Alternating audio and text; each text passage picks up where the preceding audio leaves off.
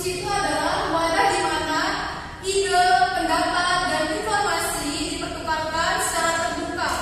Nah, menyajikan hasil baca dalam forum diskusi bukan hanya sekedar menyampaikan informasi, tetapi juga mengajak peserta lain berpartisipasi dalam diskusi yang bermakna.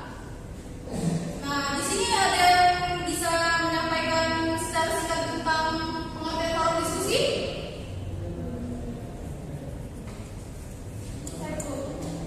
Badan besar selamat. Jadi forum diskusi itu ada untuk ide, pendapat, dan informasi serta untuk data dan informasi yang dipertukarkan secara lebih terbuka. Jadi menyajikan hasil bacaan di dalam forum diskusi tersebut. Jadi forum diskusi itu bukan hanya sekedar menyampaikan informasi, tapi juga mengajak peserta lain untuk berpartisipasi dalam diskusi yang bermakna. Bagus, badan bisa pintar ya, ternyata memberi ringkasannya. Oke, siapa lagi yang mau menjelaskan secara singkat tentang forum diskusi? Oke, kepada Alifah. Forum diskusi itu merupakan ide atau pendapat dan informasi yang dipertukarkan secara terbuka dan menyampaikan informasi, tetapi juga mengajak peserta lain untuk berpartisipasi dalam diskusi yang bermakna. Oke, Alifah bagus ya menanggapannya, lebih pintar lagi Alifah ngomongnya. Tata cara sudah bagus Alifah. Oke, selanjutnya kita akan bahas. Nah, jadi forum diskusi itu ada tujuan menyajikan hasil bacaan. Jadi tujuan menyajikan hasil pembacaan itu ada membagi pengetahuan. Jadi kita membagi pengetahuan itu memperkenalkan topik baru atau sudut pandang yang berbeda kepada peserta diskusi.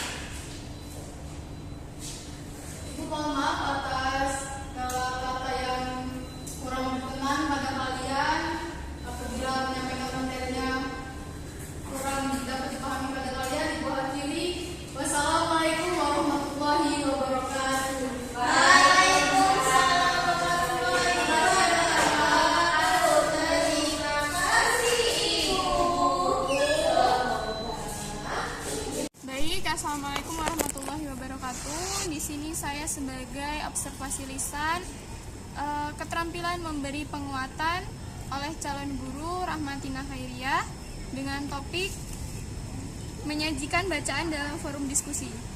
Hal-hal yang saya amati dan saya nilai, yang pertama itu komponen, yaitu penguatan verbal dengan menggunakan kata-kata seperti benar, bagus, tepat, dan bagus sekali, itu digunakan di dalam proses pembelajaran. Lalu kalimat pekerjaan baik sekali, saya senang dengan pekerjaanmu, dan pekerjaanmu makin lama makin baik, digunakan di dalam proses pembelajaran. Lalu untuk penguatan nonverbal seperti penguatan berupa mimik dan gerakan badan, penguatan dengan cara mendekati, penguatan dengan sentuhan, penguatan dengan kegiatan yang menyenangkan, penguatan berupa simbol atau benda, dan penguatan penuh dan tidak penuh digunakan di dalam proses belajar mengajar. Lalu cara penggunaan dengan penguatan kepada sekelompok siswa, lalu penguatan kepada pribadi tertentu, memberi penguatan dengan segera dan variasi dalam penggunaan, itu digunakan di dalam proses pembelajaran. Lalu prinsip penggunaan yaitu kehangatan dan keantusiasan, kebermaknaan, menghindari penggunaan respon yang negatif, juga digunakan di dalam proses belajar mengajar. Mungkin itu saja yang dapat saya sampaikan. Saya akhiri. Wassalamualaikum warahmatullahi wabarakatuh.